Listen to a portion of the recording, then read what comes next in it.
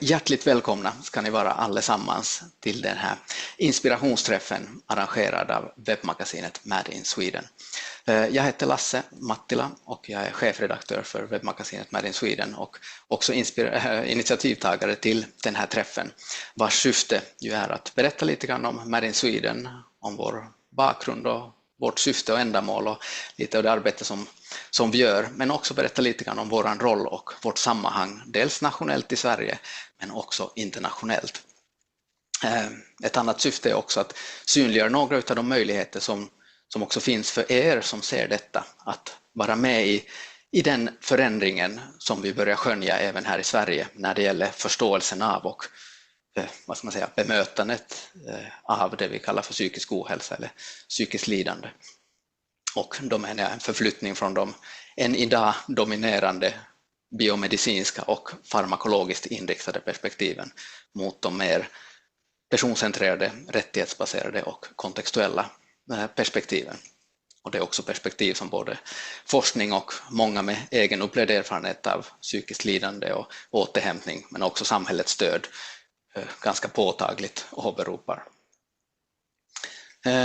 Upplägget för den här träffen är att jag kommer så småningom berätta lite grann om Made in Sweden och sen kommer jag att lämna över ordet till våra två fantastiska gäster, dels den flerfaldigt prisbelönta amerikanska vetenskapsjournalisten och författaren Robert Whitaker, som också är grundare av vår modersida i USA, alltså Made in America. Och han kommer att berätta lite grann om Made in America och arbetar där också om sin egen bakgrund. Sen har vi med oss också vår kära kollega Justin Karter som vi ser i en av bilderna där. Hi Justin! Och Justin, han ansvarar för den vetenskapliga redaktionen i Made in America och kommer då berätta lite kort om det. När det gäller webbmagasinet Made in Sweden så lanserade vi sidan i mars 2019 med syfte att fungera som en katalysator i den här förändringen från den här sjukdomsmodellen och de här biomedicinska och farmakologiskt inriktade perspektiven mot de mer personcentrerade, rättighetsbaserade och kontextuella perspektiven när det gäller att förstå, hantera och bemöta psykiskt lidande. Och det här syftet så försöker vi uppnå på lite olika sätt och bland annat publicerar vi sammanfattningar av vetenskapliga artiklar och forskning. Vi publicerar personliga berättelser, vi publicerar debattartiklar, vi publicerar nyheter från nätet. Vi har också en kultursektion där vi publicerar boktips, filmtips och också dikter och poesi. Vi har även en podd som heter Galet, en podd om psykisk hälsa och välbefinnande i en ny tid. Och vi finns på sociala medier och vi arrangerar också en gång i månaden digitala träffar som har kommit att bära namnet digitala torgmöten, där vi öppnar upp ett digitalt rum för samtal om just hur vi kan förstå, bemöta och hantera psykiskt lidande på olika sätt och på ett hållbart sätt. Så det är lite av vad vi gör och allt detta som jag har nämnt nu är ju fullt tillgängliga för er alla kostnadsfritt och när som helst. Allt arbete i Made in Sweden sker ju också ideellt. Vi har en liten men engagerad organisation med höga ambitioner. Vi har bland annat Sofia Arvegård Wallin som sköter podden eller ansvarar för podden som producent för den. Vi har också Anna Nyström som ansvarar för våra sociala medier och sociala medieplattformar. Och sen har vi ju en del stödfunktioner både här i Sverige men framförallt internationellt som bistår oss med support och teknisk support och annat sånt här som alltid behövs i de här sammanhangen. Och skulle det vara så att någon av er som ser detta vill vara med i vårt glada gäng så är det ju alltid möjligt. Och det finns ju också olika sätt att vara med i det här förändringsarbetet. Det finns alltid möjlighet att skriva personliga berättelser, debattartiklar. Det kan också handla om ni har erfarenhet och intresse av att ingå i det redaktionella arbetet med allt vad det innebär så finns det möjligheter till det också. Det skulle kunna handla om att bevaka samhällsdebatten och tipsa oss om relevanta nyheter eller skriva analyser, kommentarer till det som publiceras även i andra medier. Det kan handla om administrativt stöd som ju alltid behövs, allt från att administrera digitala plattformar, sociala medier, till att vara med och arbeta med våran podd till exempel, med redigering och allt annat som behövs i det.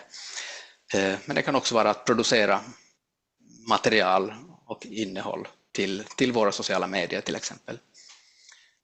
Ett annat sätt att bidra till vårt arbete är att dela artiklar som finns i webbmagasinet Made in Sweden i era kanaler, om det är sociala medier eller andra kanaler. Sen är det ju, som jag sa förut, så sker ju allt arbete i Made in Sweden ideellt, så att vi är ju helt beroende av de donationer vi får, så att har ni förutsättningar så går det också givetvis att bistå arbetet rent ekonomiskt, och varje bidrag, litet som stort, har stor betydelse, eller att vara med att skaffa finansiering på olika sätt. Och de donationer och de ekonomiska medel som kommer in, de går ju inte till några feta chefredaktörslöner, utan det går ju till alla de omkostnader som vi har med vårt arbete som vi bedriver idag, men som vi också gärna utvecklar.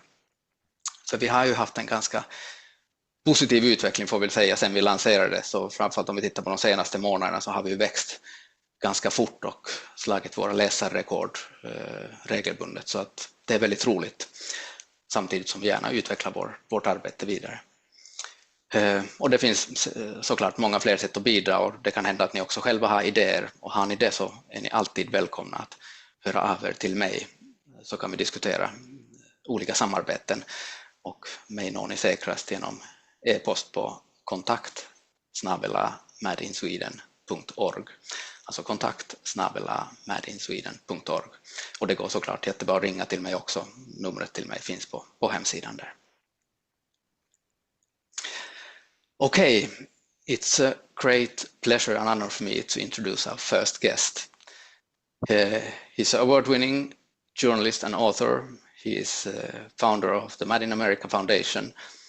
He's been described as one of the most influential change makers of our time when it comes to these issues that we work with, mental health, psychiatry, and recovery. And you know, Bob, that I could spend all the time we have tonight just to express what you have meant to me and all the inspiration and support you've given me through the years when working with Made in Sweden and even before. But I won't take time for that this time. Instead, I would just like to say that the stage is yours, Mr. Robert Whitaker. Well, first of all, thanks for having me, Lasse. And to everyone, I've had the pleasure to go to Sweden a number of times to talk. And so even though I'm not there now, it's still a real pleasure to be here with you. I see. I was trying to make sense. Never mind. So I think this is a really important discussion. And here's one of the first reason is because psychiatry, with its increase in diagnoses and an increase in prescribing of drugs, is really having a profound impact on all of our societies, how we raise our kids, how we view ourselves, how we respond to crises, and that sort of thing. And of course, we want to be sure or be confident that this paradigm of care, in fact, is a helpful one. Now, so that's the reason for why the journalistic participation in this storytelling is so important, because what we need is for the journalists to be good communicators about what is science really telling us about this paradigm of care. Now, the challenge for journalists, and I'll talk about how I started covering medicine and science in the 1980s for newspapers. And in the 1990s, I was assigned to covering medicine, which included covering psychiatry. And I did so in a very conventional way, which means basically I took my cues from the psychiatric profession as to what news was important. They would send out press releases and all. And then when I reported on those studies, I would interview the experts in the field as to the meaning and impact of them.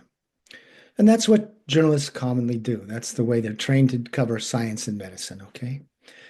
However, what happened is that in the late 1990s, I began to see that the story being told by the profession itself, by the guild being a trade organization, and this originates with American psychiatry, was out of sync with its own science. In other words, they were telling us one story, and if you went into the scientific literature, you saw a different story emerge.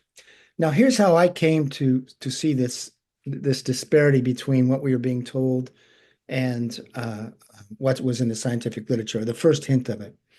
In 1998, I was doing a series for the Boston Globe on abuses of psychiatric patients in research settings.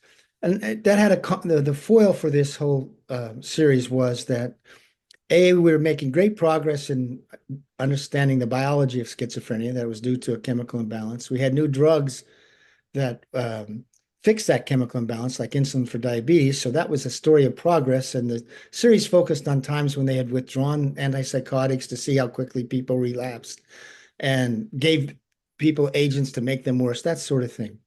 But nevertheless, that was the foil for understanding. However, while doing that research, I came upon some research that sort of belied that story of progress. First of all, I came upon studies by the World Health Organization, which compared outcomes for the United States, outcomes in patients diagnosed with schizophrenia in the United States and 6 other developed countries, with outcomes in 3 developing countries. And the developing countries were India, Colombia, and Nigeria. And they did 2 such studies, one 5 years in length and one 2 years in length. And each time, the outcomes were much better in the developing countries, so much so that the World Health Organization researchers concluded that living in a developed country like Norway, like Sweden, like the United States, is a strong predictor you won't have a good outcome if you're diagnosed with schizophrenia. So after the first such finding, the World Health Organization investigators hypothesized that perhaps one reason for the better outcomes in the developing countries was that the schizophrenia patients were more medication compliant. They took their antipsychotics. Now, so they're going to measure antipsychotic usage in this second study. Now, this is a valid hypothesis because the common story is that at this time in 1988, these drugs fixed the dopamine imbalance. We had new drugs called atypical antipsychotics, which were better than the old drugs. And because the drugs fixed a chemical imbalance, which was the pathology of the disorder, you needed to stay on these drugs for life. That was our understanding. That was my understanding. But when they looked at medication usage in the second World Health Organization cross-cultural study, they found that in the developing countries, they used the drugs acutely, meaning for a short period of time, but not chronically. There in the developing countries, only 16% of patients were maintained on the drugs long-term, whereas in the US and other developed countries, that was the standard of care. So all of a sudden, I had this fact. We know in the United States that if you're diagnosed with schizophrenia, you should be on these drugs long-term. They fix a chemical imbalance. And yet here was a study done by the World Health Organization that said outcomes were in fact better in countries that didn't use the drugs long-term. And that was obviously something that I found, it befuddled me. Now, the other study I found during this time was research done by researchers at Harvard Medical School. And now again, the common wisdom was that our knowledge of the biology of schizophrenia was improving and that we were getting better drugs, and so outcomes should be improving. But what the Harvard researchers reported in 1994 was that rather than outcomes for schizophrenia patients in the Western world be improving, they were now no better than they had been in the first third of the 20th century, which we look at as the bad old days. And in fact, they had gotten worse. Recovery rates had declined since 1975. So that also belied this story of progress. And that's how I began to question that story that had been told to us by psychiatry, the guild of psychiatry, the profession of psychiatry. So I got a contract out of that to do a book called Mad in America that would investigate these conundrums, these seeming paradoxes. And the very first thing would investigate this, why with all this sort of advanced medical knowledge and advances in understanding schizophrenia were outcomes getting worse? So the very first thing I did, this is in 1998, is I went to the experts in the field and I said, can you show me in the scientific literature where you found that people with schizophrenia have too much dopamine, and therefore drugs that block dopamine bring that dopamine transmission back into balance. And here's what they told me. And listen carefully. Oh, we didn't actually find that. It's just a metaphor, like insulin for diabetes. And I said, I understand it's a metaphor, but what do you mean you never found it? And it said, well, we just use that metaphor as a way to communicate to people why they should take these drugs. So all of a sudden, and then I asked like 2-3 people to point me to literature where they actually found that people with schizophrenia had too much dopamine. And over, what I was told was, we actually didn't find that. It's just a soundbite we use to explain why these drugs are useful. So all of a sudden, this very key story I was saying, like, they're telling us one thing, and the truth and the science is telling us something different. Now, you've all heard about the low serotonin theory of depression. And in 1998, I investigated that as well. And in 1998 or 99, the American Psychiatric Association's own textbook said, well, we didn't find that people with depression actually had low serotonin. That serotonin deficiency is not real. So the irony is by the late 1990s, the chemical imbalance story had actually been investigated and proven not to be true and found not to be true. The origins of the chemical imbalance story are this. They originated by understanding how the drugs act on the brain. So, for example, antipsychotics block dopamine receptors.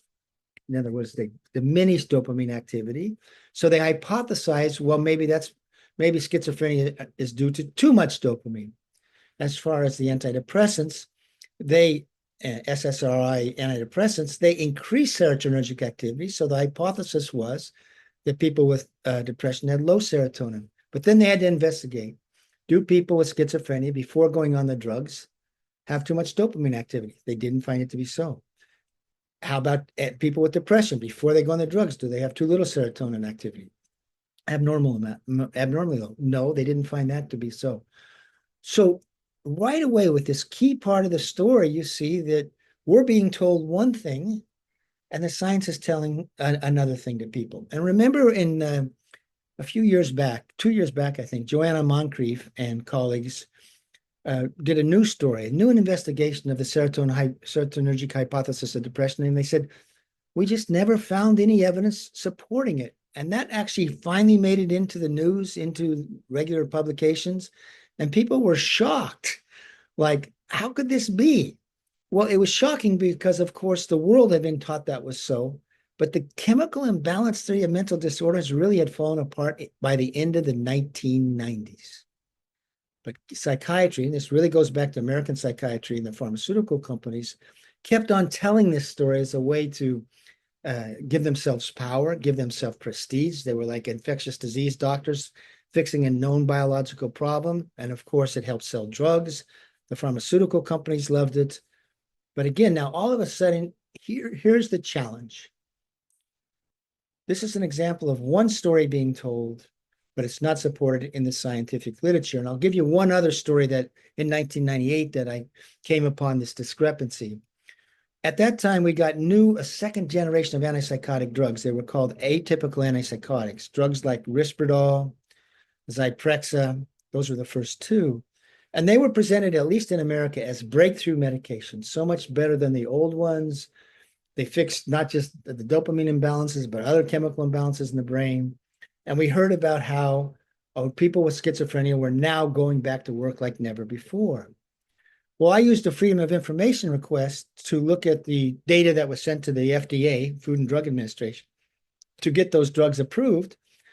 And here's what the FDA said. There's no evidence these drugs are any better than the previous ones, and that the studies are biased by design to do two things: make the new drugs look better than the old, and to hide adverse events. So now I have another sense, and that is that the literature that gets published is spun. It hides adverse events. It doesn't tell of things being biased by design. So even now, studies of classes of drugs are seen as, problematic from that point of view. So and then that was my entry into this journalistic quandary when I decided I would report on what's in the scientific literature and not what we were being told. So if you read Mad in America, which was published in 2002, it says the chemical imbalance theory of schizophrenia is done. It was outdated a long time ago. And I quoted people in the scientific literature who came to that conclusion. Okay. And I also reported on how the trials were biased by design, et cetera. Now, that book focused on schizophrenia and psychotic disorders, history of treatment of those with serious mental disorders. And then in 2010, I returned to this topic to write a book called Anatomy of an Epidemic. And in that book, I wanted to look at a question that is really never presented to us, the public, and that is, what is the evidence regarding the long-term impact of psychiatric drugs on the natural course of the illness? In other words, does long-term use of psychiatric drugs improve the likelihood that a person will recover and become functionally able again? Or for some reason, in the aggregate, do they increase the likelihood a person will become chronically symptomatic and functionally impaired? And the answer to that, again, in every major class of drugs, is that unfortunately, if you look at the long-term evidence, and this includes antipsychotics, they increase the likelihood that people will become chronically symptomatic and functionally impaired. Now, that doesn't mean nobody does well on the drugs, but it's outcomes in the aggregate. Now, I'll give you an example of the type of research and I reviewed research. It's a puzzle you put together. There's a number of studies. You look at how things changed when the drugs were introduced. Did the clinical outcomes improve? You look at studies that chart long-term outcomes. And then if long-term outcomes are seen as poor, you can go in and see like where researchers are actually saying, oh, this is why we think that the drugs cause a biological change that leads to this chronicity. So it's that story of chronicity over the long term and functional impairment of the long term is in this scientific literature, but it's not told to the public. And I'll give you a key example of this. In 2007, Martin Harrow and Thomas Job reported on the outcomes from their longitudinal study of schizophrenia patients. And this was funded by the National Institute of Mental Health. It's the best longitudinal study that's been done in modern times. And what they did is they followed patients, 200 patients, either that came to a public hospital or a private hospital and were diagnosed with either schizophrenia or another psychotic disorder. Everyone was treated with drugs in the hospital, and then they were discharged. And Harrow and Job just followed these people up after 2 years, 4.5 years, 7.5, 10, 15, and 20 years. And at each follow-up, they asked, are they symptomatic? What are the levels of anxiety? How well are they functioning cognitively? Do they have psychotic symptoms? Are they working? Have they been in the hospital? And are they using medications, antipsychotic medications? And what they found and reported was that at the end of 5 years, the recovery rate for those off medication, and this is people diagnosed with schizophrenia, was 8 times higher for those off medication than for those who were medication compliant. And they found that difference in recovery rates throughout the study, an 8 times higher recovery rate. And they also found this: people who stayed on the medications were more likely to remain psychotic, were more anxious, more cognitively impaired, and had more relapses, and much less likely to work and that sort of thing. So in all domains of functioning, as a whole, those who stayed on medications were worse off than those who got off, particularly those who got off by year 2. So you saw this divergence in outcomes in this study, with those who got off having dramatically better outcomes. And as Harrow and Job concluded in 2007 in a presentation at the American Psychiatric Association, we conclude that schizophrenia patients off-site antipsychotic medication, or for the long term, have significantly better long-term outcomes. And by the way, they also looked at people who had milder psychotic disorders. There was the same difference. And most notably, schizophrenia patients off medication had better long-term outcomes than those with milder disorders at baseline who stayed on the drugs. Now, you would think this would be news. You would think that journalists would cover this study. But what happened is the psychiatric industry, Psychiatric Association, tried to prevent it from being published, even though they eventually got it published in a British journal. The American Psychiatric Association would not publish this paper. And the Guild never promoted it to the public. It didn't promote it in its textbooks. It didn't promote it to the public, didn't promote it in continuing education. And why not? Well, it didn't because, of course, it went against its interests as a guild, which was saying we have these drugs that are so effective, and we have these drugs that are so effective and they need to be used long-term. And this raised questions about that whole form of care that they had been promoting in chemical imbalances in the brain. So as a journalist, what is your job? Who are you obligated to serve? Well, you're not obligated to serve the profession, to make the doctors feel good. You're supposed to be a good communicator of what's in the scientific literature. So in Mad in America, that was the path I took. And in Anatomy of an Epidemic, that's the path I took. And in Anatomy of an Epidemic, I basically also explained the forces on the Guild, on American Psychiatric Association, that explained this basic paradox and problem. The problem is we as a society have organized ourselves, and this includes Sweden, societies throughout the developed world, around a false narrative of progress, a story that told of drugs that fix chemical imbalances in the brain. And if that story is true, it would be a story of one of the greatest advances in medical history. Think about how complicated the brain is. And what we were hearing is that researchers had found a way to fix that. They identified the very molecule that caused madness, the very molecule that caused depression, and they could fix it. And if that were true, like insulin for diabetes, that I do believe would be the greatest medical discovery in history. But it wasn't true. So we organized ourselves around this false narrative of great progress.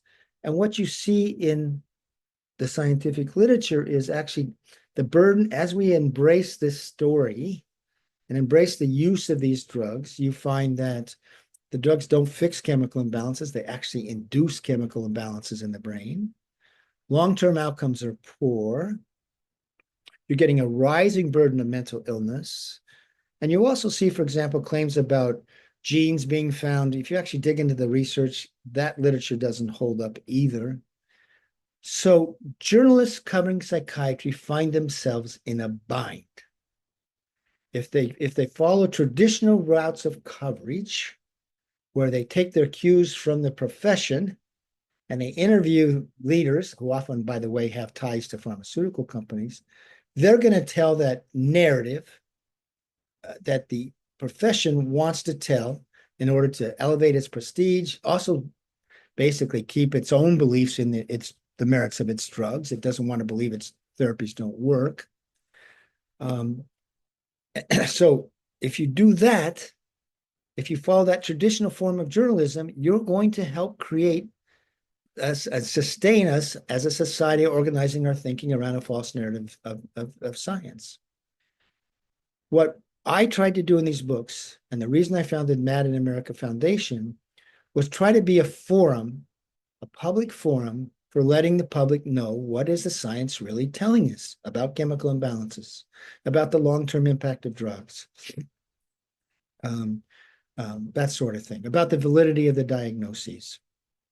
And so when I set up Mad in America, and you're going to hear from Justin in just a moment, in order to be a journalistic, to provide this journalistic service, what did I say we needed? We needed to have regular science coverage because there is an abundance of studies that I'm citing that tell of this chronicity, that tell of the drugs inducing chemical imbalances in the brain, and actually like that the genetics, the story about how genetic these disorders are upon closer examination pretty much falls apart. So we have, as Justin, who's our longtime science editor, we have daily science coverage. And what we do is we bring out stories, study results in peer-reviewed journals that never make it into the mainstream media precisely because they contradict common wisdom. Now, second, what we do, what I wanted to do from the beginning was, so for example, you can find Harrow's research there. You can find all sorts of research. Second one I wanted to do was, as a journalist, the other thing you're supposed to do is not just quote the powerful. You're supposed to actually go, what do the people say? And what are the people's experiences on these drugs? And particularly the voice that was not being heard was the voice of those who felt harmed by psychiatry, who hadn't had good outcomes. So we set up another forum where we would publish first-person blogs, personal stories by people who had been diagnosed, been in the system, and what their experience was. Now, just a note, the very first person with lived experience who blogged for us is a woman named Laura Delano. And her story was how she got diagnosed and put on meds, and a lot of meds when she was a teenager, actually, I think in 8th grade. She actually read Anatomy of an Epidemic and said, wow, could the drugs be making me worse? By then, she was in her mid-20s. She got off all the medications. She got much better. And she has a new memoir coming out called Unshrunk, which captures the story of an individual who began a journey believing in she had a chemical imbalance, needed the drugs. And now she didn't get well until she found information that allowed her to see herself in a different light, a non-diseased light. So we publish people with lived experience. We also make known, I told you about in Anatomy of an Epidemic, I said the last third of the book or fourth of the book is about what are the influences on psychiatry that lead to this telling of a false narrative. Why they keep on telling us about chemical imbalances, for example, when their research did not show that to be true. And that goes back to a story when in 1980, the American Psychiatric Association published the 3rd edition of its Diagnostic and Statistical Manual. And at that time, psychiatry as a profession was under siege in the United States. They were not seen as a legitimate medical authority. They were having all sorts of competition from psychologists and counselors for providing therapeutic services. There were some movies that sort of made fun of psychiatrists. And so American psychiatry said, how can we rebrand ourselves as real medical doctors? And they said, well, we have to say we're treating medical diseases, brain diseases. So in 1980, when they published the 3rd edition of their DSM, they reconceptualized mental disorders as brain diseases. And once they did so, that's when they began talking about chemical imbalances. They were trying to validate this new story they wanted to tell that increased the prestige, it increased their sense of power in the United States and society. And drug companies began paying all the academic psychiatrists to be their counselors, counselors, advisors, thought leaders.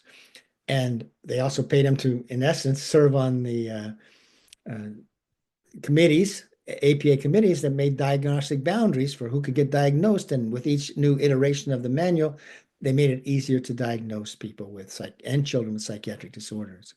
So we also write about this corruption, this money flow from pharma to academic psychiatrists, and also the guild interest that the psychiatry as a guild is invested in this sort of disease model story. So we also regularly report on these corrupting influences within psychiatry. Finally, what you find on our site is archives of our science reports, summaries of all the research literature related to the efficacy of antidepressants and antipsychotics, with links to the scientific study, so you can go back and do the source documents. And I would hope that journalists would use that, make it available. Anyway, just want to say that, like, for example, if you go on our, we do something called MI Reports. You can look at a recent one called the Star D scandal. And this is an example of, and you can read it because it's about a journalistic failure. The Star D study was the largest study of antidepressants ever conducted. It was funded by the National Institute of Mental Health, and it was meant to guide future care in real-world patients. And the story was told that with multiple tries of antidepressants, 67% got better, And this was done in 2006. And that message was promoted around the world. If the first antidepressant doesn't work, try the second. If the second doesn't work, try a third. If the third doesn't work, try the fourth. And after 4 tries, 2/3 of the people will just be well. But if you read this story, you can go on to madinamerica.com and go down to MIA reports. What you'll find is that was not the actual results from the study. What they did is the researchers, the results were actually so disappointing. The researchers utilized a lot of protocol violations to turn what would have been a 35% remission rate into a 67% remission rate. In other words, they committed fraud, research fraud, in order to maintain a belief in antidepressants.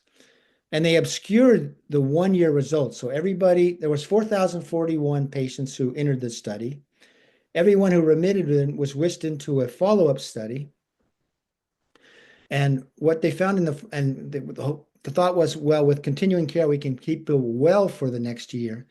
And what they found is that at the end of 1 year, of 4,041 patients who entered the study, only 108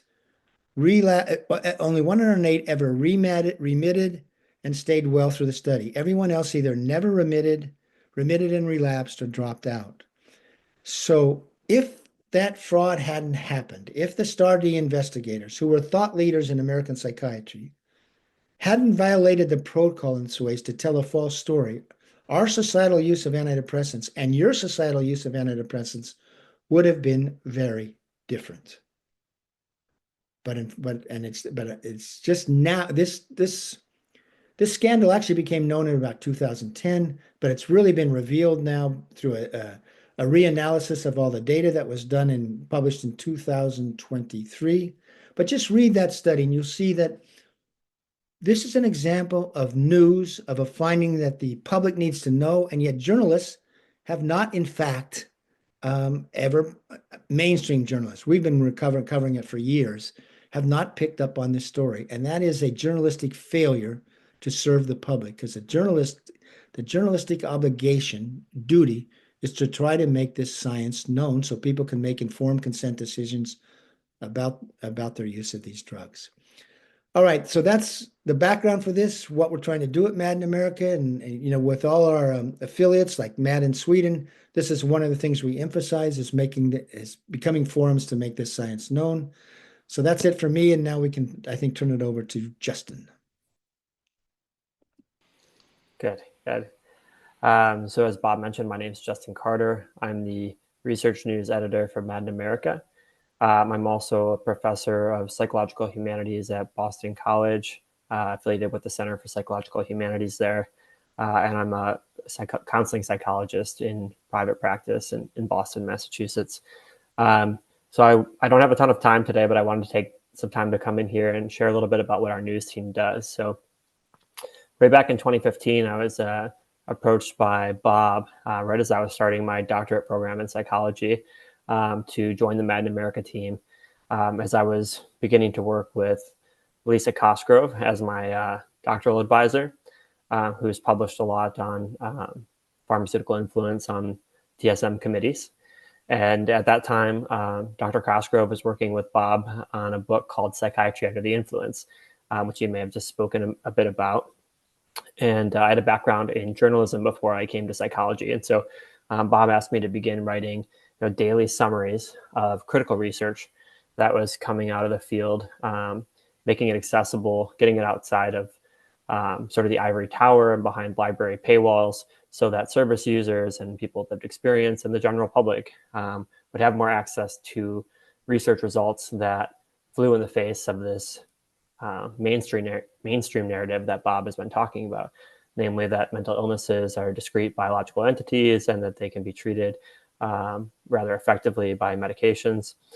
And there are a number of problems with this narrative. So over time, over the first year or so, we were mostly reporting on failed drug studies,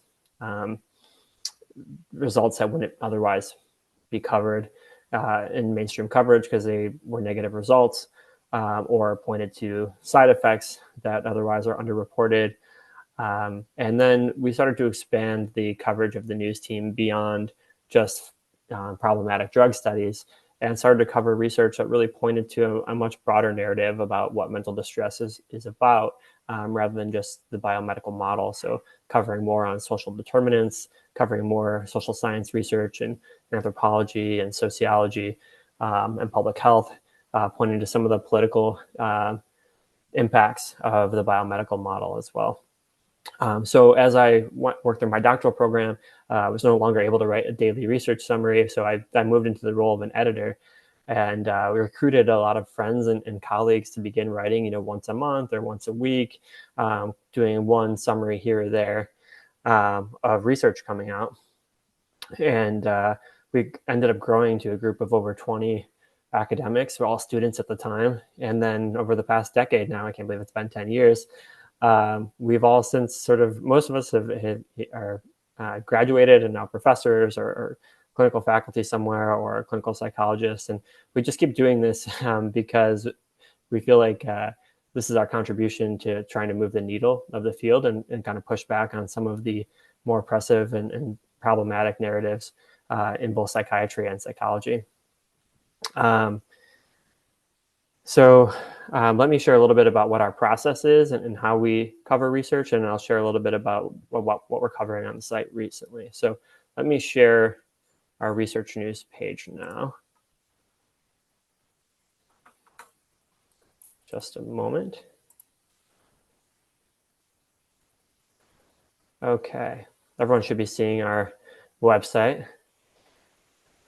If you scroll down and you click on research news here, this will bring you to an archive of all of the research news summaries we've covered in the past 10 years. And so now there's over 3,000 summaries of research articles, scholarship that we've conducted. So for example, today's article is a recent study finding that the chemical imbalance myth, with which Bob just spoke about, is still being widely promoted within the field and through medical education and through psychiatrists talking to service users about what they're experiencing. So we do a headline, we do a subhead, we try to, in the beginning, make it apparent to our readers why this is important. And then our researchers, our scholars do a really nice job of breaking down the study, talking about how it was conducted, what the implications are, how it fits into a larger context of research emerging over time, and really tries to tell a story, not just about the individual study, but about how this contributes to a different narrative about mental health that we want to be attending to push back on sort of the more narrow views of mental distress that are often promoted in most media outlets. So you can also access our research news this way. And right now we have the combination of empirical research that we cover, and then we also have a critical psychology tab here. And so here we're covering research coming out of MAD studies, coming out of consumer survivor ex-patient research, coming out of critical psychology and political psychology, looking at how the sort of like political implications of thinking about mental health in a narrow biomedical framing, and how it lets society off the hook in a lot of ways and prevents us from being able to look at the social drivers of distress. Another thread in the research we cover is we also try to cover alternatives to biomedical treatments that are being trialed or piloted. So we cover soteria houses, we cover open dialogue for psychosis approaches being integrated into US settings. We cover recovery farms and other forms of alternative mental health treatment and report on the results when they're positive and also when they're equivocal. So that's a little sample of what we cover on the site. And just to back up to what Bob was saying earlier, you can go to our editorial and MIA reports to find our more in-depth analyses of studies that have come out. And here you would see the Stardy scandal that Bob was speaking about, if you wanted to read more about that. I think one of the ways our site is currently being undervalued is as a resource for both journalists and academics in building out a larger story of what's happening in the research literature that's not otherwise being reported on. And so one of the best ways to do that, and I do this in my own scholarship, is using our search function and looking for, say, critical articles on antidepressants or service user inclusion or recovery farms or whatever it might be, and pulling up a list of articles that we've covered, which will link to the original research pieces and provide citations so that then you can do the secondary research to kind of build out your story and to find more readily the research is pointing in sort of a different direction. Let me stop sharing that tab. Okay, so that's broadly what our research team is working on. It sounds like that there are journalists in the audience here. And so I'm wondering if this will be useful for you, but part of my job has been trying to train academics and doctoral students in psychology to be able to write for a broader audience. And so a lot of that is trying to translate how we take a research news article, some research that's been published in an academic journal, and translate that into sort of the classic inverted pyramid journalistic diagram in order to make it accessible to the general population, but also to make it interesting and promotable and come up with good headlines and that sort of thing. And so I've developed a template for doing that that helps our students and helps our writers figure out where to look in an academic article in order to write different sections of the journalistic article. And so if Matt in Sweden is looking to cover more research in this way, coming out of Sweden, or put together a team in that way, I'd be happy to share our template so that you can use that as well for your writers who are looking to write for a general audience about academic papers. And so that's sort of the gist of what I wanted to kind of present to you today. Would it be helpful for me to go through the template, or is there more that you'd like to hear about on the research team? Well, you can tell more about it. Well, of course, you can show it if you have time. I know you have other commitments today as well. You mentioned that, but if you have time, so please do. Okay, yeah, happy to. Okay, everyone should be seeing the revised MIA news report template here. This came together over several years of working with students and academics who are writing these articles for us. And so it begins by kind of giving people an example of what an important headline would look like, how to take an academic article and turn it into a news headline.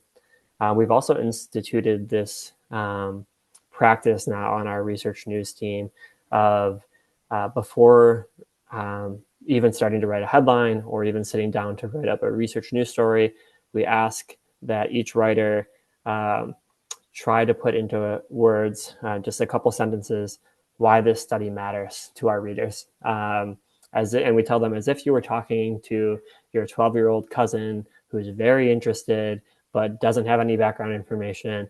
Please tell them why you care about this study.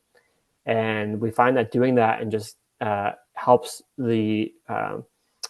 people who are sort of academically trained to get away from starting with all the backstory, and again start with like very simply like why this is important, why you should care about this, what's interesting about it. And we've seen that has made a difference in how our writers have been able to generate leads and introductions for their stories. All right, so after we do the why does the story matter section of the lead, we make sure that we talk about what journal this was published in and who the researchers were and sort of what their commitments are or what their institutions are. And then we let them speak in their own words. And we do this for the sake of showing that we're not trying to manipulate, the research in some way or trying to misrepresent it in some way. But what is the thing that the researchers say in the strongest language that they use in the article that matters? Like what backs up the headline, what backs up the claim? And we lead with a quote right after the introduction. Then we spend some time explaining the purpose and the methodology of the study in as accessible language as possible, and then present the results, starting with the ones that are the most grabbing or most interesting, and then providing a fuller explanation of the results of the study. we've implemented this section recently is talking about the limitations of the study after we talk about the results, how it might be methodologically flawed, but also how might it be already captured in some way by psychiatric and psychological ways of thinking about these questions. And this actually came from getting a lot of feedback from our readers and from service users who were engaging with our work, that when we were using diagnostic language to describe the patients in the study, that they found that they felt that we were reifying those concepts of major depressive disorder or schizophrenia rather than challenging them. And so now we try to make it a practice, if we can, to put those kinds of diagnoses into quotes, or to later in the article acknowledge that some of these concepts are fraught and that have been challenged in the literature and are maybe heterogeneous, and in some ways the research is starting from a flawed perspective if it's a lumping together people with major depressive disorder who might be very, very heterogeneous, and then seeing how they respond to sort of a universal treatment that's being offered to them, that might actually just be a failed way of thinking about the study to begin with, even if the results are negative or positive. We also try to talk about the sort of the limitations of the researchers and what they might not be thinking about, and what their commitments might be institutionally, or whether they have any declared conflicts of interest in the research, and also to acknowledge any demographic limitations. Maybe a lot of, as you know, I'm sure a lot of psychological research takes place on sort of wealthy white college students in the US. And so, and then the conclusions and discussions tend to generalize that they've discovered some kind of universal psychological principle about how human beings work, when really it was just a very particular sort of finding for a very particular population. So we try to call out those kinds of limitations as well.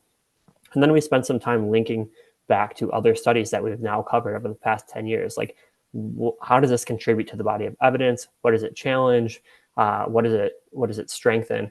And what can be done about it? Where do we go from here? So that's some of how the template is put together. I guess I would say, as editor, one of the jobs I have is I'm always combing the research. I set up a lot of Google alerts, Google Scholar alerts for studies and particular search terms, and then I'm searching through them every day, and then I'm sharing them out to our research news team, and we sort of use that as like an AP newswire. And the researchers, they kind of claim an article, oh, I'd like to write about that one, I'd like to write about that one, and that's how we organize our coverage and decide what articles to cover. Thank you so much, Justin. And I just want to comment that the database that you have, it's fantastic, and it's a huge help even for us, because we are translating the articles that you publish there, even in Mad in Sweden, in Swedish, to make it more available for the Swedish public. So it's fantastic. So thank you. It's great. Thank you. Yeah, it feels like it's been a labor of love on a lot of people's parts to continue to do this, and 5 articles a week for 10 years is a lot of research now that we've covered. And this is sort of tremendous bibliography, annotated bibliography, deeply annotated bibliography that's just kind of sitting out there and waiting to be used. And so, yeah, happy to promote it, and glad that you're using it and finding it useful as well. That's great. Actually, there is a question that I have with me. Maybe it's both for you and Bob, because sometimes when we maybe translate and publish the critical research, sometimes we get criticized that we only cover one side of the story, or the critical research. Do you have that? Do you get that kind of comments, and what do you say about that? I will let Bob answer as well, but we get every kind of critical comment you could probably imagine. And so we definitely hear from researchers in the field that we are sort of captured in some ways by this critical perspective. And our answer to that is that if you want to see the story psychiatry is promoting, or that psychology is promoting, and you want to see that research, you can look in any other paper. And it's being, they're screaming it from the mountaintop, how useful it is. But we are one of the few places online where you could go and hear something different and see the research that's not being talked about. And so we don't feel we need to necessarily do that balance ourselves when we're already trying to balance the larger discourse. And then secondly, we get criticism, of course, from from institutions and mainstream scholars, but we actually get a lot of pushback from service users as well, and from people with maybe even more radical perspectives on psychiatry and psychology that we have, and so and from psychologists with different sort of commitments. The very first article I ever covered for Mad in America 10 years ago was a failed CBT study, and I got some hate mail right away from some CBT practitioners saying, we're the one sort of evidence-based alternative to psychiatry, and you're going to criticize us and you're going to highlight our failed studies. How dare you? Like, why would you do that? And so we have people keeping us honest in a lot of different directions, and we're sort of answering to a wide constituency of people who are reading our work and wanting to make sure we're being as honest as possible about it. But yeah, I get some of that from the research news team, but Bob gets a lot more emails than I do, and so let me let him answer a little bit about how he handles it. That was a good answer. Love the template, by the way. That's an updated template. That was really good. Listen, here's the answer to this. We do get a lot of criticism from all different angles. The heaviest criticism comes from basically the believers in the conventional narrative and the practitioners in that narrative, because what we report does threaten that their beliefs and their narrative. But here's why I don't think it sticks. Is, Justin, how many articles you say we've published in 10 years? Over 3,000. Yeah, I don't know of a single researcher. I think maybe once a researcher said, well, you didn't get it quite right or something, once or twice. So the researchers themselves, as we cover this, they're not complaining. They're not saying we got things wrong. They're not saying we're spinning things. So they appreciate the fact is that actually we're making their research known, which otherwise so often would go unknown. But if we were doing things in an irresponsible way, the researchers would not be happy with us, right? That we're putting these reviews on our front page every day. So that's the answer to this. When you confront a conventional narrative that people have organized their lives around, they're invested in that narrative. The people who are providers, so often the psychiatrists that are prescribers, they're invested in the narrative. And when you as a journalistic enterprise say, but wait a minute, here's the science that isn't being known, isn't being presented to the public, you're going to get hit because it's a threat to what people believe, including people who are taking the drugs, right? For example, and if all of a sudden you publish this. But from a journalistic point of view, what are we supposed to do? What is the duty of a journalist? It is to make the science known in this instance. And I think we do it very well and very responsibly. And we don't do it in sort of a loud way. We don't demonize people, that sort of thing. And what I am so proud of is we do not have researchers, 3,000 articles saying we got something wrong. I think there was one time there was one small thing or something. I can't remember, once or twice. And of course, we let them know that, we've published this review. So that's a sign of good journalism. And as long as we continue to do that, that's okay.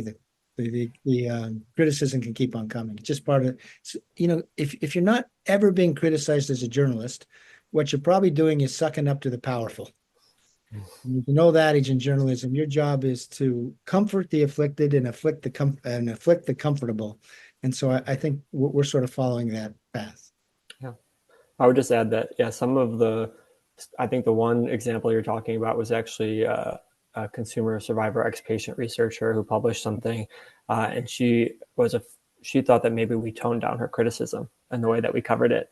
And so it was another example of not being radical enough, and she was upset about that.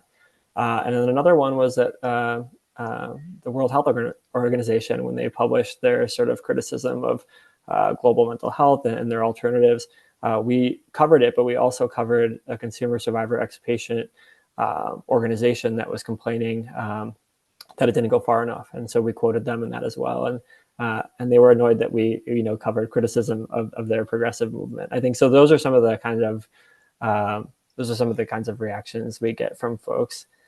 But I will say though, as graduate students going through the institutionalization process of becoming psychologists in the United States, there were times where as students, we received pushback, whether we had to go to a hospital to work there as part of our sort of training process, or we had to be interviewed by psychiatrists and they found our work on the website.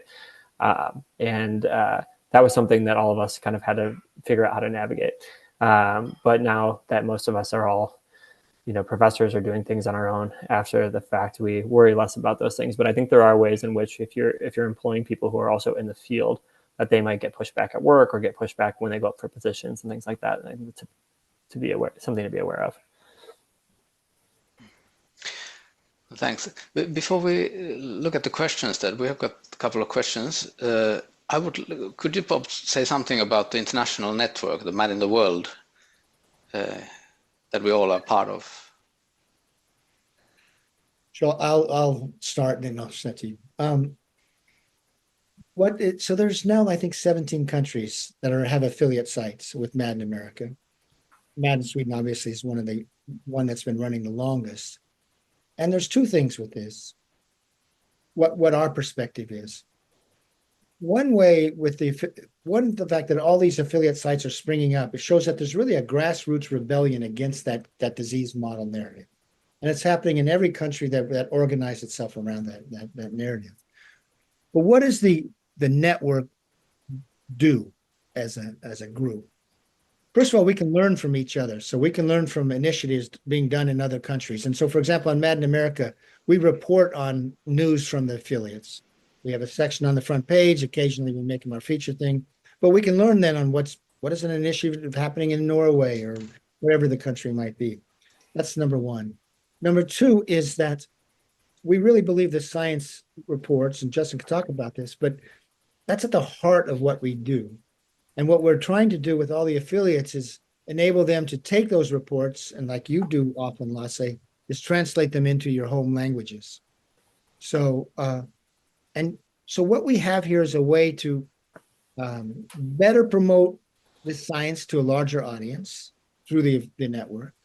We have a chance to learn from each other. And we also, there's a reform efforts or rethinking efforts are not all the same in every country. So we can see how these reform efforts are happening differently in different countries. That's very valuable. And there's something about having a collective voice. When you read that the Mad in the World Network now has 18 countries, that's really saying, that's not like a statement like something has gone wrong with this model of care, that in country after country, people are saying we need to challenge that narrative. I just came back from Poland and Slovenia, where I was asked to give some talks. What resulted? There's a Mad in Poland that's springing up, and there's a Mad in Slovenia springing up, because there is seen a need to have this alternative journalistic information promoted to local populations. So, and Justin can talk about, because he's talked to it's their work that in more than anything that is translated. But it really amplifies the work that Mad in America is doing and amplifies the impact. And also, I think, helps change thinking within each country. So anyway, Justin. Yeah, I guess I would add to that is it seems like the critical psychiatry and critical psychology movements, as they're spreading globally, are expanding beyond just being a critique of the research or the science that's being promoted, and are connected to this larger sort of global cultural critique of who we're becoming as people, in that we, are, individually responsible for our emotions, and that any dysfunction we experience is some result of some kind of abnormality internal to us. And it seems that a lot of the affiliates are picking up on this sort of larger theme of social determinants of mental health, political change, cultural shifts in how we understand how we relate to one another as being central to creating a different way of being people together that would lead to less mental distress. And so I think there's the narrower narrative of like pushing back on this sort of psychiatric narrative, but I think there's also this larger sort of groundswell of support for like rethinking how we relate to each other and the world and one another. That's part of what's fueling this movement. Great, thanks. You just let us know when you need to go, Justin. I know about the other commitments that you have, but there are some questions. Actually, is it okay if I just answer one of them in Swedish, because it's about what you showed, Justin? Mm-hmm. Jag såg att Sven frågade i chatten om den här webbsideadressen till det som Justin visade förut. Och det som Justin visade är alltså från Made in America, och där finns det den här sektionen som handlar om research news. Och det är bland annat därifrån som vi i Made in Sweden översätter artiklar till vår forskningssida som är på svenska. Så att det finns i Made in America, och den hittar man också via Made in Sweden om man vill. Okay. Yeah, I'm just checking if we have any questions. We have a question here in the Q&A, which is, I read it as it is. In Sweden, 1.2 million of all Swedes, or 11% of the population, are taking SSRIs, and the proportion of children taking SSRIs is 5 times higher than in neighboring Denmark and Norway. Do you two have any idea why Sweden has this prescription? Well, Lasse, you're probably the one who's best in a position to answer this, but Sweden has a very conservative psychiatric establishment, and you have a professor there that is a big promoter of the use of SSRIs, Elias Eriksson. So I don't know, but I'd be interested in hearing what you say. But from my perspective, and having been there, the Swedish psychiatric profession is very conservative on the whole, even though they have some great alternatives. And I don't think Swedish media has been really great at communicating this other information, these other research studies and so forth. Yeah, and the dominating narrative here in Sweden is very, as we talked before, biomedical and very, so it's a traditional narrative. So, and if we look at what's published in the media, Swedish media, the mainstream media, it's the traditional narrative. I'll say thing in Swedish again, because it's connected when it comes to that media coverage in Sweden, if it's okay, because I think I have easier to explain it in Swedish as well. Bob nämnde ju förut den här studien, och jag själv blev känd med den efter den här andra studien som Bob nämnde med Joanna Moncrief och kollegorna i Storbritannien. Det var ju några år sedan, där de genomförde den största paraplystudien någonsin om just det här för att kolla på det här med serotoninhypotesen som orsak till depression, alltså kemiska obalans som orsak till depression i form av serotoninbrist. Och den krossade ju den myten återigen. Det var ju ingen nyhet i sig som man kom fram till, så som Bob sa, så det har varit känt sedan 90-talet om inte tidigare. Men det fick ändå väldigt stor medial uppmärksamhet internationellt, den här brittiska studien. Och jag kontaktade alla svenska medier som jag kunde hitta, stora medier, små medier, för att få dem att rapportera om den här studien. Och det var några, jag tror det var 3 eller 4 mindre medier som rapporterade om det. Men det var helt tyst i de stora medierna. Men sen kom Svenska Dagbladet med en artikel som nämnde den här studien av Moncrief och Company. Men hade valt en väldigt kritisk ingång till det, och bland annat så hävdar man i den här artikeln att återhämtningsfrekvensen var 70% om man tar antidepressiva läkemedel just vid depression. Och i och med att jag kände att det här kanske inte stämde helt överens med det som jag kände till av forskningen, så bad jag den här journalisten att skicka sina referenser till det här påståendet, och det var några andra påståenden också. Och just för det här påståendet så skickade den här journalisten just den här studien som den enda referensen.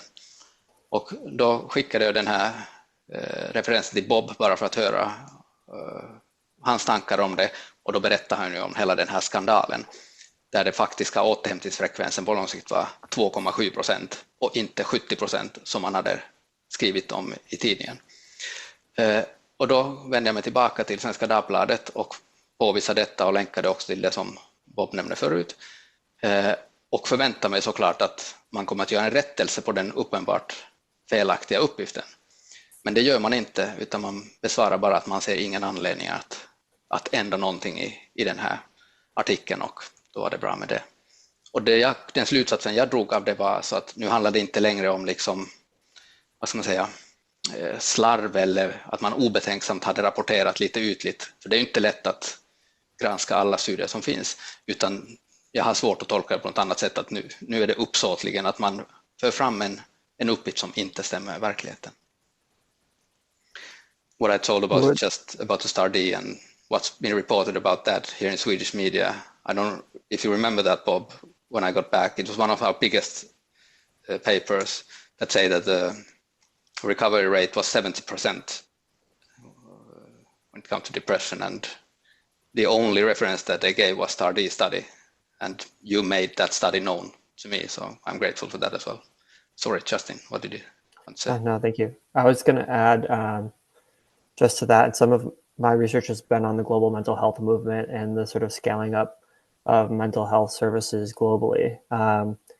And some of it, like you guys and Bob just talked about, is sort of cultural. It sort of trickles down from the institutions and sort of the beliefs that are held by the doctors and by the major researchers in the country. And some of it is also like very structural. And I don't know particularly about Sweden's system, but you see things like in the United States, the largest prescribers of SSRIs are GPs, general practitioners, family doctors. And they're increasingly have less time to spend with patients and increasingly less sort of training and feeling and confidence about sort of understanding the research on psychiatric medications. And so then there's an opportunity for companies to come in and say, you know what, as part of integrative behavioral health, we're going to provide screening instruments to all of the general practitioners' offices that will help them diagnose major depressive disorder. And so then the PHQ-9, which was developed by Pfizer and which research has shown for a long time has a high false positive rate, becomes a dominant screening instrument in a hospital setting or in a family doctor setting. And so then the doctors hand those out. Many more people screen positive than might otherwise bring up their mood in a sort of a conversation with the clinician. Or if they do, if they did bring it up, maybe they would have connected it to some of what they were experiencing in their life. You know, I just went through a divorce, I lost my job, and maybe the GP would say, let's check back in a couple months and see how you're doing. Maybe take some of these steps until then. But when that sort of conversation gets outsourced to a screening instrument, you see prescriptions rise, right? The patient met criteria for major depressive disorder on this screening instrument, and now as a responsible prescriber and doctor, I have to offer them something for that depression, or I risk being sued if this client is going to commit suicide or maybe have worse mental health in a few months that I didn't do something for them. And so I think there's a number of factors, but screening, I think, is a big one that drives SSRI prescriptions, and especially in sort of the family doctor setting. Thanks. There's a question that I see that you have already answered, Bob, but I'm sure if everybody has seen it. It's from Sven, who's child and adolescent psychiatrist, who writes that patients with psychotic disorders have an average life expectancy of around 20 years less. In my opinion, this is largely due to neuroleptic medication. What do you think about that, Bob? No, this is a really interesting story, and it actually has a Scandinavian element to it, because there's been research coming out, research findings, which claimed that antipsychotics, when they're given to psychotic patients, reduce mortality, which is quite the sentiment, because to every other population, when you give them antipsychotics, they increase mortality. And there's well-known reasons, cardiovascular reasons, metabolic effects, etc. But and I wrote a piece on this, and you can find it on as an MIA report, is how the Swedish and Finnish researchers came to this conclusion that antipsychotics actually reduce mortality. But in response of, yes, of course, these drugs do increase mortality. And you can see why. They have all sorts of metabolic effects, increased obesity, cardiovascular effects, all things that we know that are, increase the risk of dying. In the elderly, it's well known that if you give them to the elderly, they double the risk of dying. So to the answer to the question is that it's quite clear that antipsychotics are not good for physical health. You have all sorts of adverse physical effects, and those adverse physical effects get translated into an increased mortality risk. By the way, you do something like there was a global paper, and if you find this report that I wrote on this topic, and maybe you can find it in the MI reports, the standard mortality rate, which compares the mortality rate for, say, psychotic patients compared to a cohort in the general population. And it's always been higher for the psychotic patients, right? But after the widespread use of antipsychotics, say post-1980, that standard mortality rate increased. In other words, it got more noticeable in terms of how much more likely people with a psychiatric diagnosis or psychotic diagnosis were to die compared to the standard. So there's all sorts of data that says, Justin, did you find that article already? There's all sorts of evidence that, of course, these drugs increase the risk of mortality. And if you look at longtime users, they often have horrible, health, respiratory problems as well. And by the way, I think the person who asked the question is a child psychiatrist. Yeah. Well, if you're giving these drugs to kids early on, God knows what their lifespan is going to be. If you start giving them antipsychotics, and often in the United States, they're not on one antipsychotic, they're on two antipsychotics, and then they're on another drug as well. What is the lifespan of those kids going to be? And don't even talk about how you're diminishing their capacity to interact with their environment. I know there was a study done, it never got published, about public health clients in the Los Angeles system. And the average age of death there was something like 43, 44 of public health clients with psychotic disorders. They didn't publish it because it was so devastating. Anyway, that's the answer.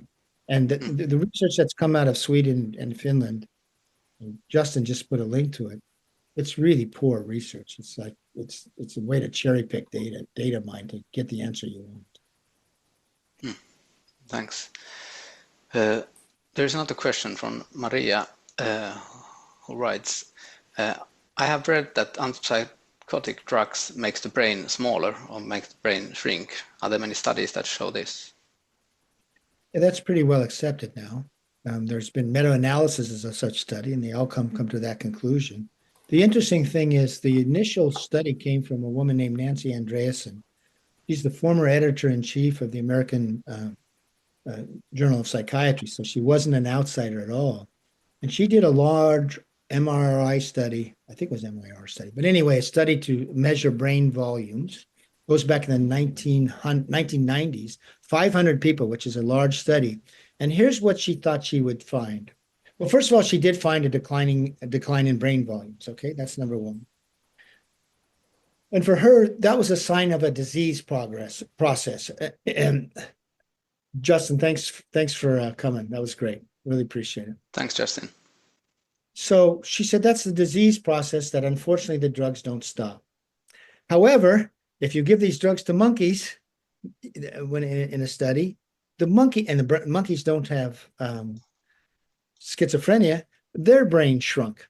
So eventually what Nancy Andreasen did is she revisited it and she said, yes, these drugs, antipsychotics, do shrink the brain over time.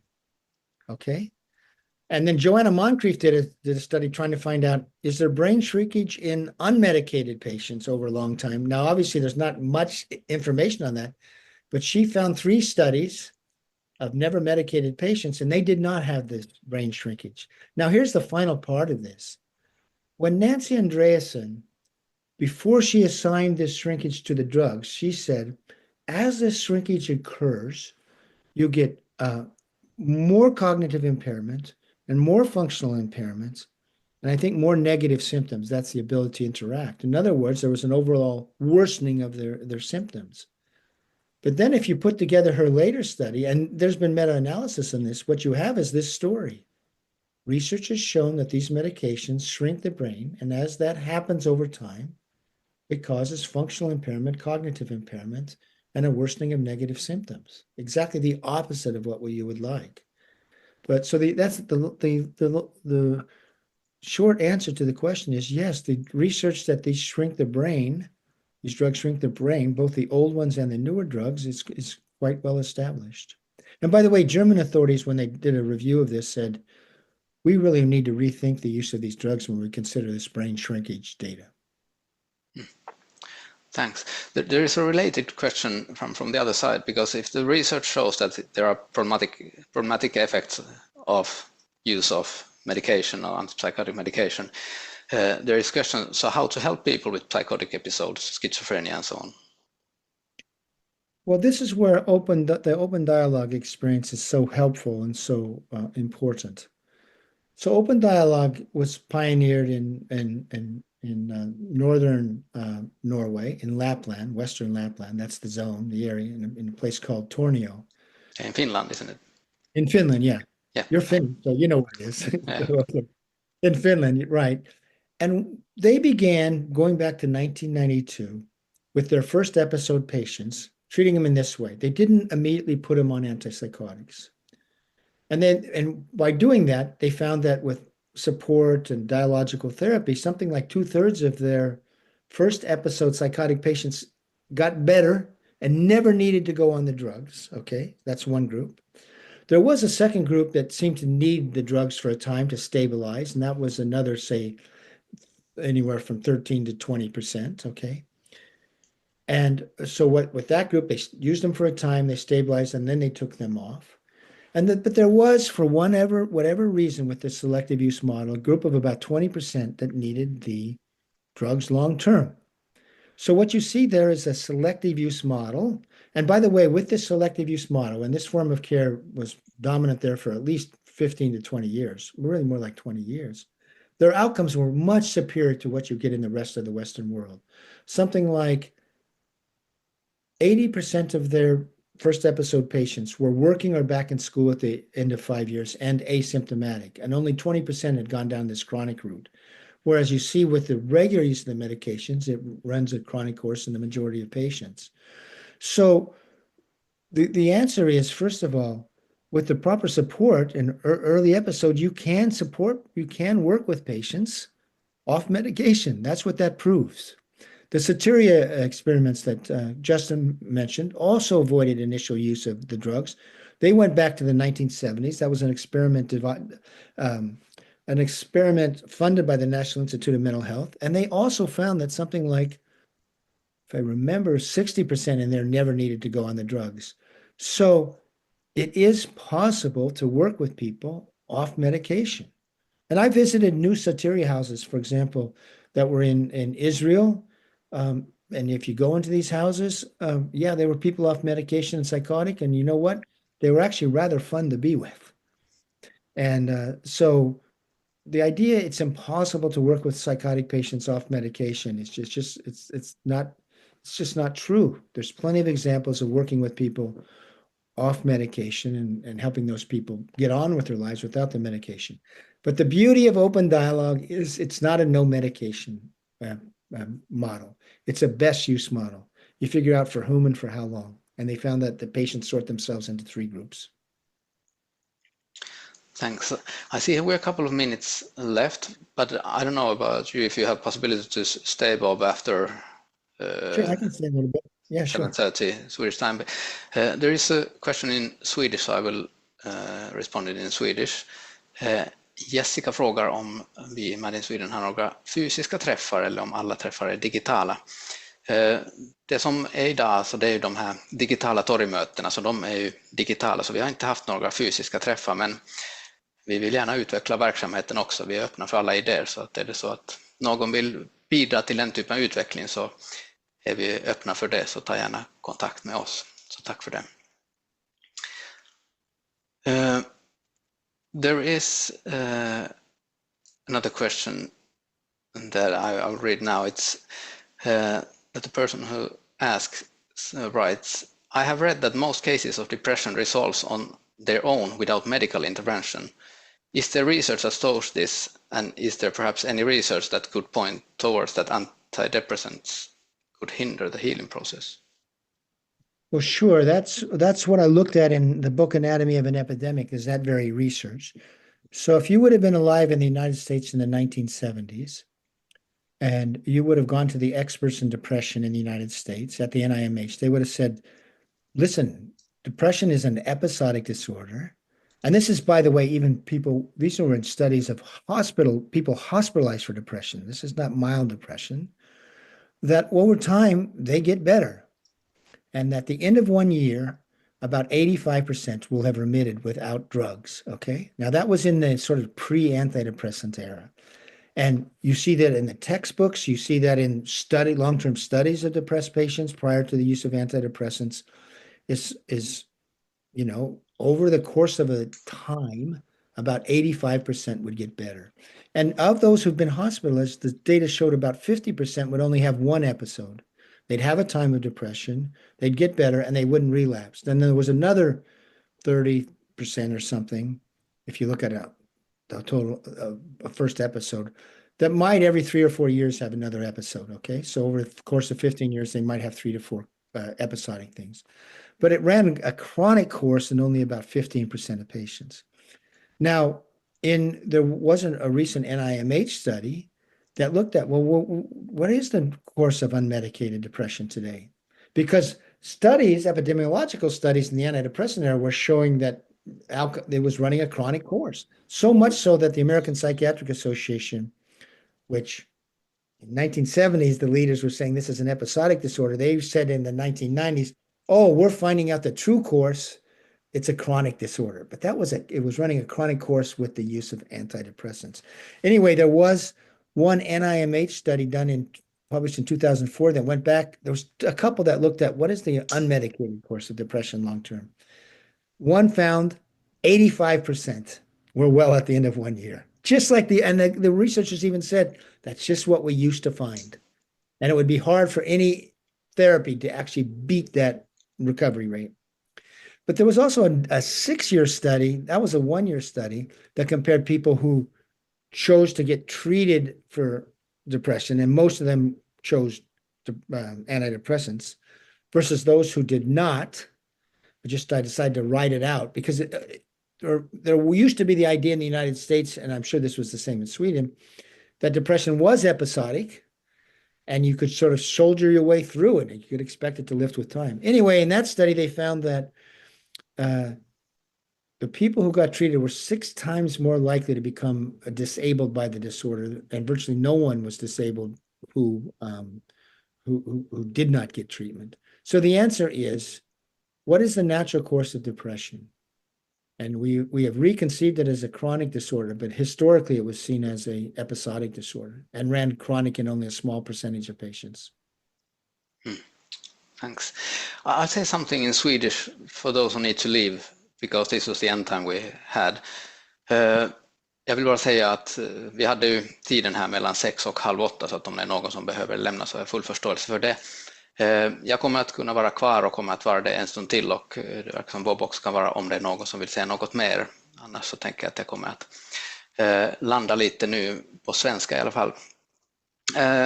Som sagt, är det någon som har varit med under den här träffen som vill engagera sig, vill veta mer, så är ni alltid välkomna att höra över till mig och med någon, som sagt, antingen på mail, kontakt@madinsweden.org, eller så ringer ni till mig. Numret finner ni på hemsidan. Och vill ni vara med i vårt arbete så är ni givetvis väldigt välkomna att delta i det också. Då kan ni också höra av er. Och jag tänker att jag kan skicka ett uppföljande mail där jag kan lägga lite länkar till det som Bob och Justin har pratat om. Så kan ni få det, för Bob har skrivit nämligen en artikel om just det här som handlar om den sista frågan om depression och den naturliga depressionskurvan, om man nu kan kalla det så. Där han också inledde med en kontakt som jag hade med svenska Socialstyrelsen efter den här Moncrief-studien. Så att då kommer ni få det på mejlen också. Okay, there is another question. You tell us, Bob, when you need to leave, but there is another question. Johanna, who writes, what is it actually that makes psychiatric drugs work when it comes to psychosis? It closes down to schizoaffective kind of confusion, but it's still harmful. But when it works, there should be something that makes therapeutic efficient. What do you say about that? If you go back to the introduction of antipsychotics, when they first came in, they were known as neuroleptics, not antipsychotics. Anti makes it sounds like they're an antidote to psychosis. A neuroleptic in English means takes hold of the nervous system. So antipsychotics do block dopamine receptors.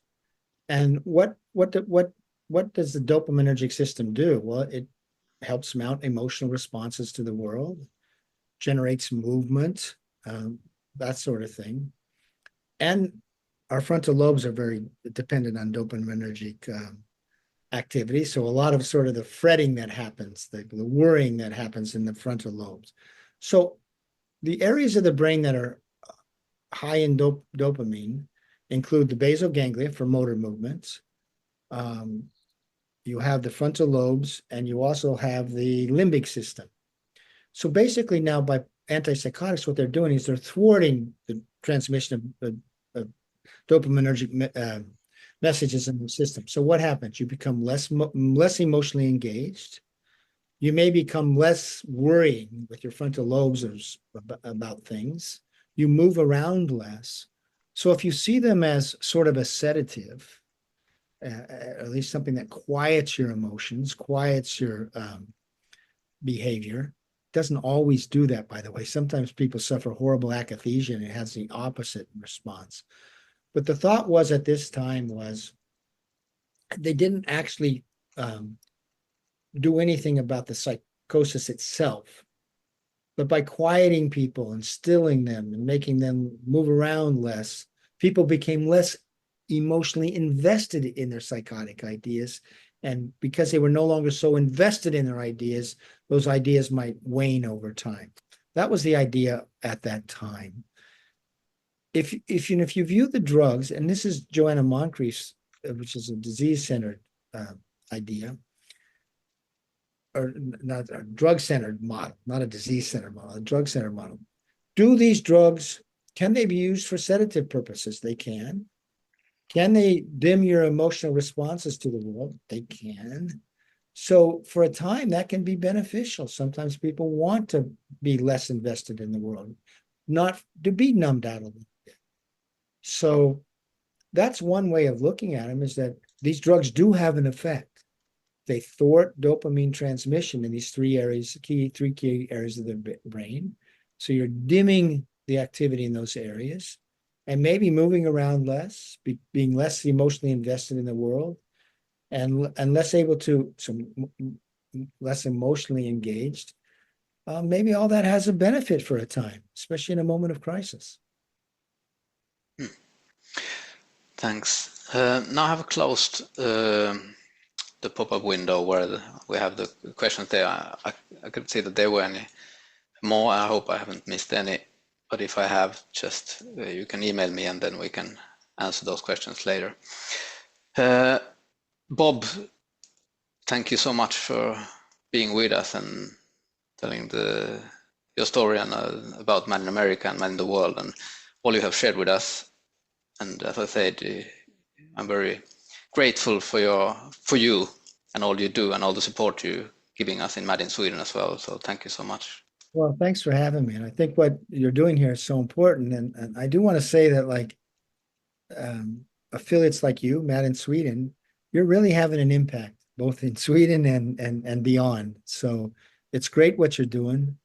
One of the things I like to say is some of our affiliates have a higher per capita readership than Mad in America.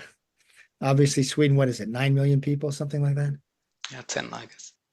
10 million or something. And Norway, I think, is 5 or 6.